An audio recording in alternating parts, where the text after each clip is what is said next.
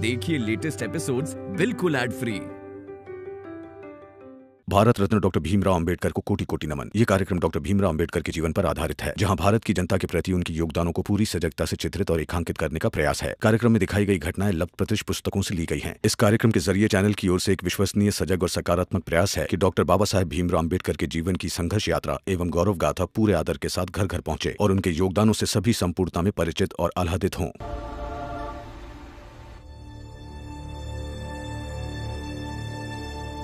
इससे पहले भी इस मसले पर मैं बात कर चुका हूं, लेकिन मुझे ऐसा लगता है कि आप लोगों को कुछ समझ में नहीं आया, इसलिए आपको अब साफ साफ समझाता हूं और सबको समझाता हूं। मेरा रमा, जरा अंदर आना। क्या हुआ भैया? बताता हूं। क्या है ना जीजा भाई, एक ही सवाल अगर बार बार पूछा जाए तो उसके दो उपाय होते हैं। पहला कि उसे अच्छी तरह से समझाया जाए और दूसरा कि उस सवाल को जड़ से ही खत्म किया जाए। तो मैं पहले समझाने की कोशिश करता हूं। तुम सब लोग मेरी उम्र देखो। अभी मेरी उम्र इतनी हो गई है कि मेरे बच्चों के बच्चे होने का समय है। इस उम्र में मुझे पोते पोतियों में खेलने का सपना देखना चाहिए, चाहिए ना? क्या इस उम्र में मैं बच्चा गोद लेने के बारे में सोचूं?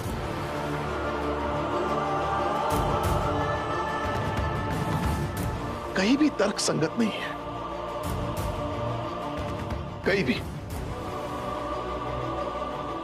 चार के लोग क्या कहेंगे, समाज क्या कहेगा कि पोते पालने की उम्र में अपने बच्चों के साथ खेल रहा है?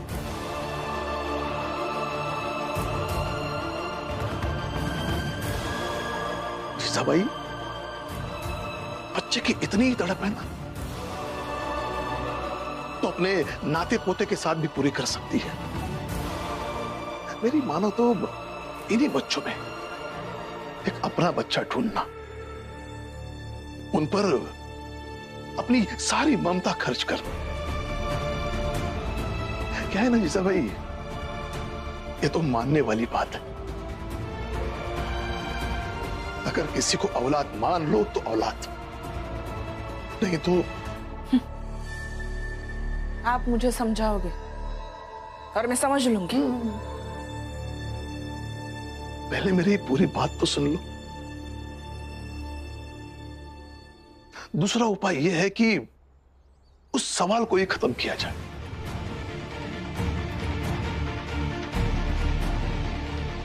तो मैं एक रिटायर्ड सूबेदार हूं।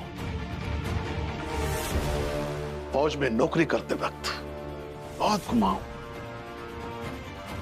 कम से कम 40 से ज्यादा वनस्पतियों को जानता हूं, जिसका रस पीने से व्यक्ति मर जाता है।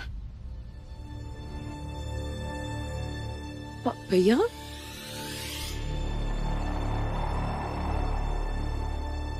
अगर मैं ही नहीं रहूंगा तो सवाल ही नहीं रहेगा।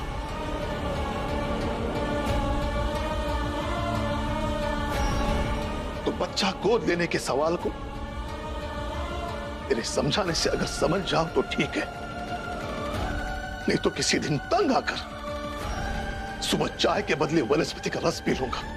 बाबा, भैया ये कैसी बात कर रहे हो आप? मेरा इसके सिवा इस घर में किसी और तरीके से की गई बात समझ में आती है क्या?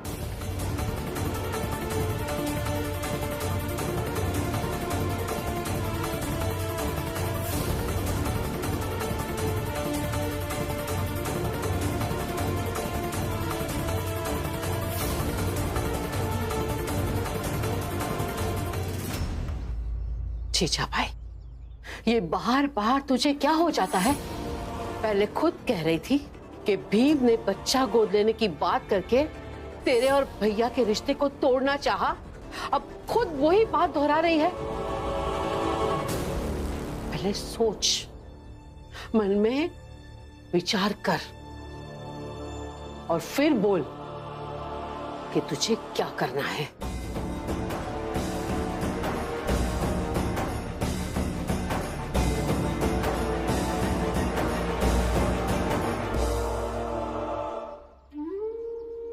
मुझे लगता है कि अब हमें बच्चा गोद लेने वाली बात पर कोई बात नहीं करनी चाहिए, खासकर आई और बाबा के सिवा तो किसी को नहीं। हमने कोशिश की, वही काफी था। अब उन दोनों को उनके हाल पर छोड़ देते। सही कह रही हो, उन दोनों को उनके हाल पर छोड़ना ही सही रहेगा।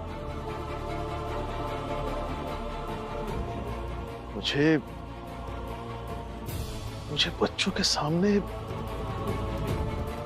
जहर पीकर मरने वाली बात नहीं करनी चाहिए थी, लेकिन मेरे पास दूसरा कोई तरीका भी नहीं था। जीजा भाई सुनती कहाँ है? सिर्फ सुनाने के लिए लाए हो ब्याह के?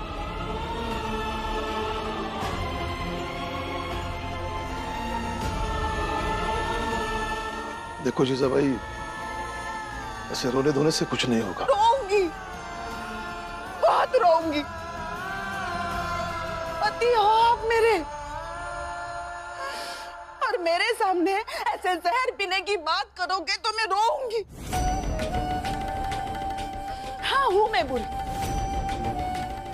हूं, लेकिन आपकी पत्नी हूं। आज तक आपने मेरे किसी भी इच्छा को महत्व नहीं दिया, लेकिन फिर भी आपको खो देने के डर से मैं रोऊंगी। मुझे नहीं पता मुझे कि आप मुझे कितनी पत्नी मानते हैं, लेकिन मैंने आपको पूरा पति माना है, और इसीलिए आप जब ऐसी बातें करेंगे मैं तब रोऊंगी, बहुत रोऊंगी।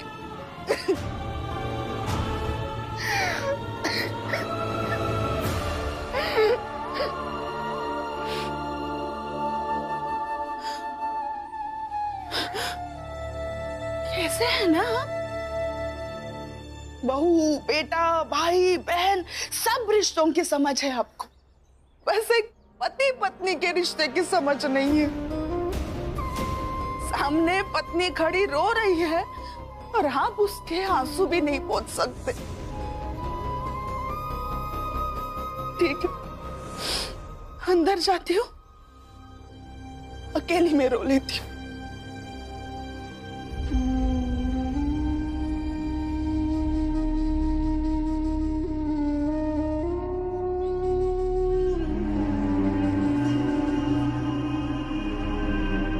देखो जीजा भाई, मैं भी तुम्हें अपनी पत्नी मानता हूं,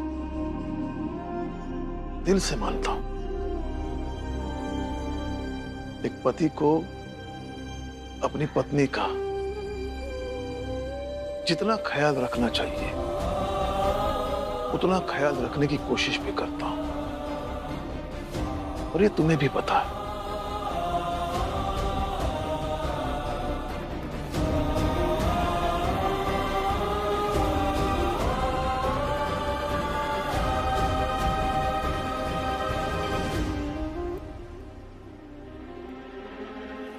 आज हमारा जीवन बदलने वाला है।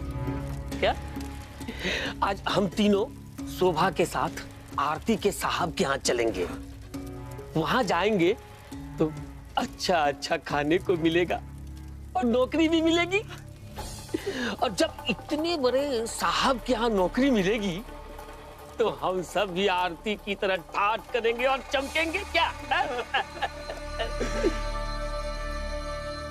दलिया अम्मा, एक बात समझ नहीं आई, ये फुलिया जाकर अपने पति को समझाती क्यों नहीं है? वो जोखू फिर से हितेश के चक्कर में फंस रहा है। अरे समझाया उसने, मेरी बात हुई तो कहने लगी कि रात भर समझाया उसने जोखू को, लेकिन इसके ऊपर कोई फर्क नहीं पड़ा। इसकी आदत नहीं जानते हो, इसीलिए तो बेचारी नीचे नहीं आ रही है।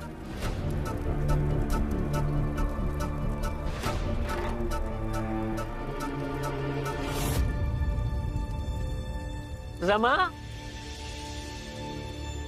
अरे भीमराव सो रहा है क्या? नहीं, कोई काम था क्या आप लोगों को? नहीं नहीं, काम कुछ नहीं था। बस भीम को बता देना कि हम सब आज अंग्रेज के यहाँ नौकरी करने जाएंगे और वहाँ जात भेद भी नहीं होगा, तो खूब पैसे कमाएंगे। और ये देखकर भीमराव परेशान हो जाएगा।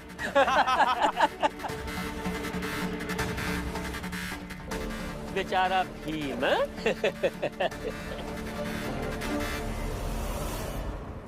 वो क्यों परेशान होंगे? वो तो यही चाहता है कि आप सब खुश रहे, पैसे कमाए। हाँ,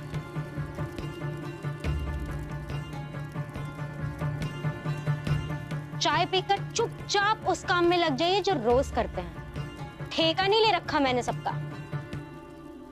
अरे हितेश काका, आपके साथ तो गजब हो गया। जिनके दम पर आप उछल रहे थे, उन्होंने ही आपको मना कर दिया।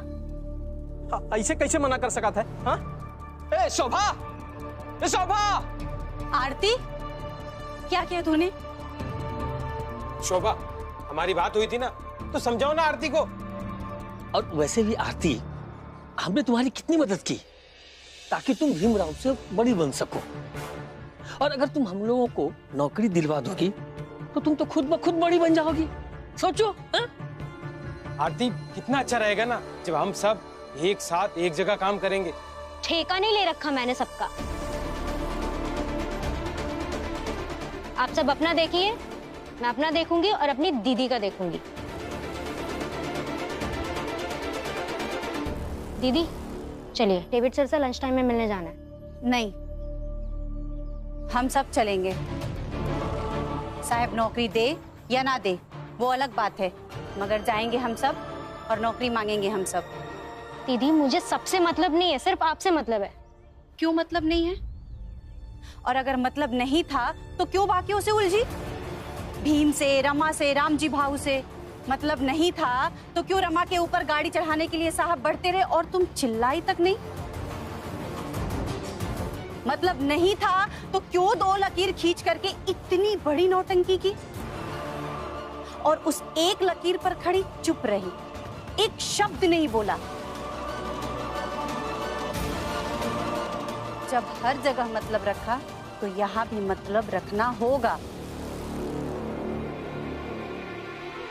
क्यों रखना होगा? सुना है जब ये लोग गिरमिटिया मजदूर बनने जा रहे थे तो भीम रमा ने मिलकर इन्हें रोका, और अब मैं उन्हें अपने साथ लेकर गई तो फिर रोकेंगे? नया नाटक। नहीं रोकेंगे हम।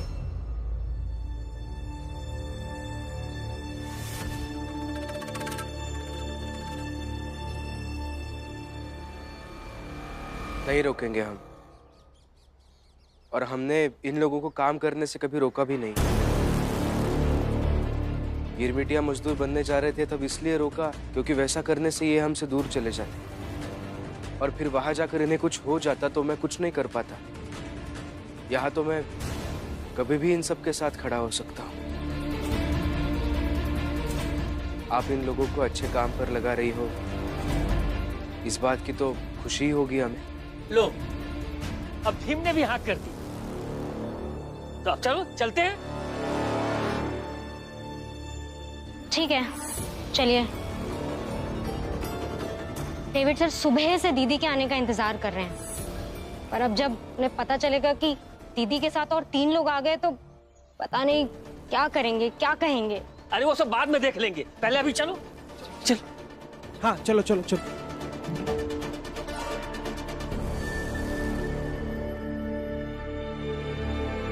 आइए चलिए।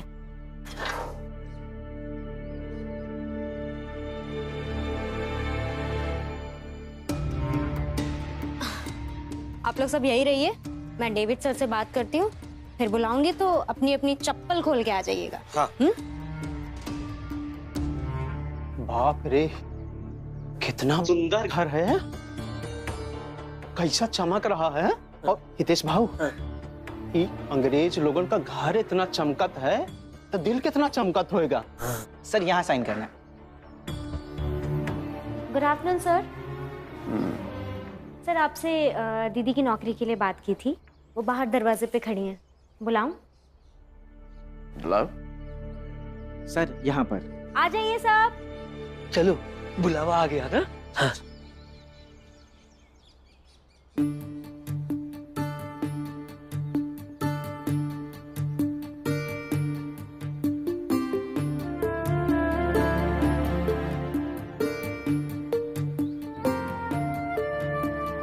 बड़ा मालिक।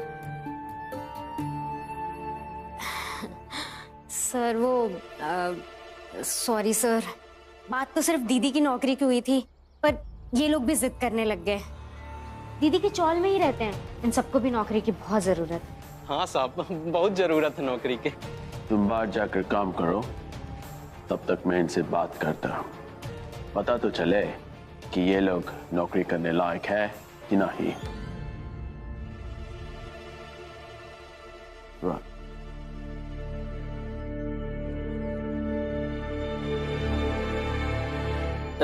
साहब, आप लोग के यहाँ तो वो जात पात का तो भेदभाव है नहीं। बड़ी उम्मीद लेकर के आए हैं कि आपके यहाँ नौकरी मिल जाए। पता नहीं इस घर में कितने छोटी जाति वाले काम करेंगे। क्या कहा? Nothing sir, it's okay.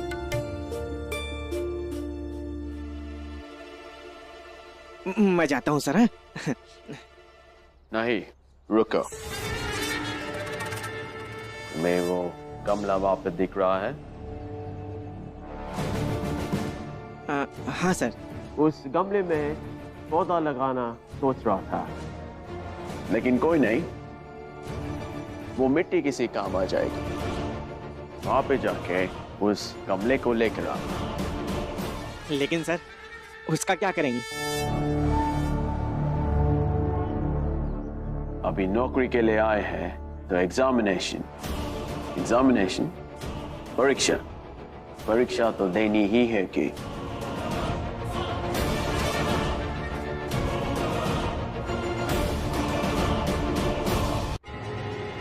जितना कहा है उतना करो। जी। जाकर लेकर आ। जी। Do as I say। लेकिन साहब, गमले की मिट्टी से कैसी परीक्षा? जल्द ही पता चल जाएगा। बैठो। सुना नहीं? बैठो। आप ही।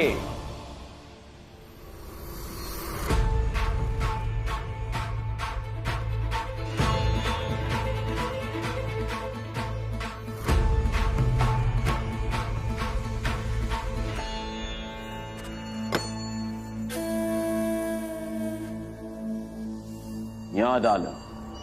मिट्टी यहाँ गिराऊं? यहाँ पे गिरा।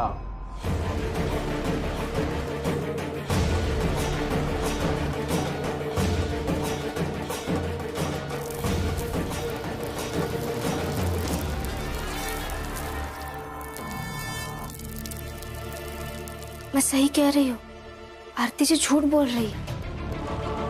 याद कीजिए, जब सड़क पर उस अधिकारी ने आरती जी का जबरन हाथ पकड़कर उन्हें गाड़ी में बैठाया, तब आरती जी ने क्या कहा था? पहले समझ लिया करो क्या बोलना है।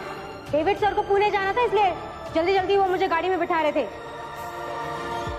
याद आया? उन्होंने कहा था कि उनके साहब को पुणे जाने के लिए देर हो रही है, इसलिए उन्होंने उनके साथ ऐसा व्यवहार किया। और अभी उन्होंने क्या कहा कि उनके साहब सुबह से उनका इंतजार कर रहे हैं। डेविड सर सुबह से दीदी के आने का इंतजार कर रहे हैं।